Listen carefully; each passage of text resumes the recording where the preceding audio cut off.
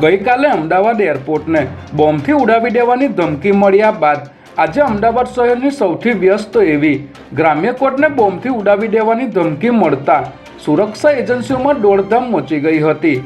Email મળતા જ police, dog squad, bomb squad સહિતની એજન્સીઓ કોર્ટ સંકુલમાં પહોંચી ગઈ હતી અને સઘન તપાસ હાથ ધરવામાં આવી હતી।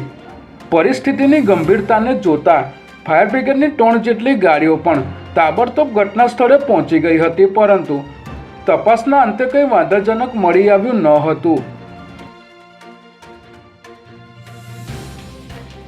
નારોલ વિસ્તારની કેનાલમાંથી એક અજાણ્યા યુવકની કોભાયેલી હાલતમાં લાશ મળી આવી હતી। કેનાલમાં લાશ તરતી હોવાની વાત ફેલાતા આસપાસના રહીશો અને અહીંથી પસાર થતા લોકોના ટોળે લાશને જોવા ઉમટી પડ્યા હતા। ઘટનાની જાણ થતાં પોલીસનો કાફલો ઘટના સ્થળે દોડી આવ્યો હતો, જે બાદ મૃતદેહને પાણીમાંથી બહાર કાઢવા માટે પોલીસે ભારે જહેમત ઉઠાવી હતી।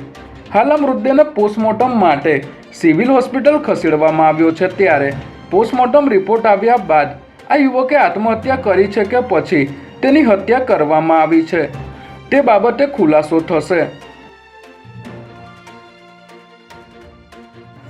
ઓઢવ પોલીસે એક સગીર વયના કિશોરને ગેરકાયદેસર દેશી બનાવટના તમંચા સાથે ઝડપી પાડ્યો છે।